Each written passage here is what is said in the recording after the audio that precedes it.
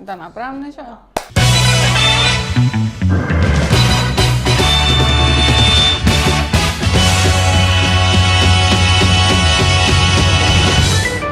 Ова ми е веќе 5-та година, како го работам ова. Занајатот го учев во едно студио за ногти, каде што одев јас и во суштина почнав да работам затоа што девојката што ми ги правеше ноктите секогаш кога ќе завршеше и ја земав терапијата и викав ова тука не ми се свиѓа, ова тука не ми се свиѓа, она ми рече Дора, те молам дојди да те научам, па прави си ги сама. И така. Искрено сите денови ми се многу различни, многу ми зависи од клиентите што ќе ми дадат и каква енергија ќе ми донесат, така што не можам да направам некоја формула како ми изгледа денот. Одам на работа со точак, се враќам со точак, само тоа ми е репетитивно, друго ништо. Многу нови луѓе и многу позитивна енергија и креативност.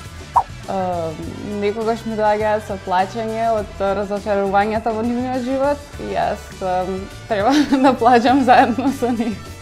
Професор по турски јазик, веројатно ќе сакам да бидам на факултет.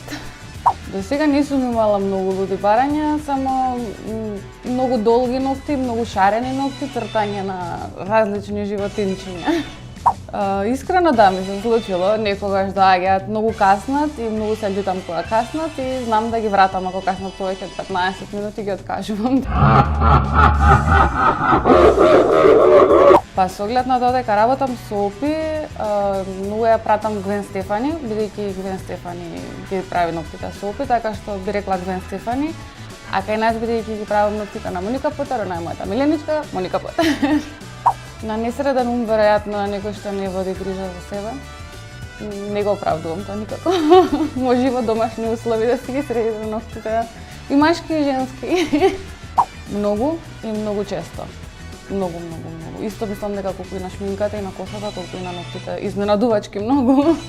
Периодов искрено се актуелни кратки темни ногти, а ако се веќе подолги, јас сугерирам да се некои понежни, бидејќи не ми се допаѓа кога ноктите многу паѓаат во очи. Сакам да се средени, само да се символ на некоја елегантност. Не сакам да е нешто, видете ме јас какви ногти имам, не ми се свига тоа. Доколку се работи за гел-лак, да, и доколку знаеш како да го направиш и ако имаш купено прикладен одстранувач, бидејќи има многу, нели, веќе во ова време клипови на YouTube како би го направил тоа, така што мислам дека ако една жена е способна да го направи тоа со обичен лак, зошто да не и со гел-лак.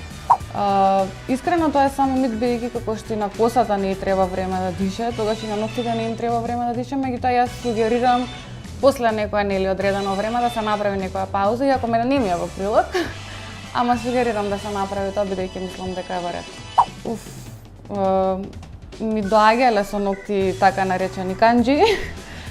Мислам дека 6 до 7 недели така нешто. Жените ги употребуваат ногтите како алатки, веројатно кога отвараат лименки, закопчуваат чизми сега и моментално најактуелно на скијање со чизмите или со куфарот. На аеродром.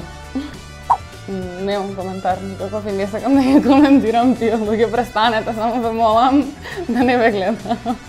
Кај нас да, многу добро. Верувам во странство што е подобро, меѓутоа јас сум многу задоволна, искрено. Еден период живеев во Турција, жените во Турција не обрнуваат внимание ниту на ноктите, ниту на косата, ниту на шминката. Јас бев во Анкара конкретно и се многу несредени. Највпечатливата дестинација каде што сум патувала е Египет. И таму најмногу има русинки како туристи, тие се стварно многу средени. Исто така најомилена дестинација каде што патувам е Барселона, таму девојките обрнуваат внимание на ноктите, меѓутоа е нешто секогаш многу симпл, многу неприметно, само колку да се средени не е некој, не знам, как да кажам, циркузи на ноктите нема. Црно.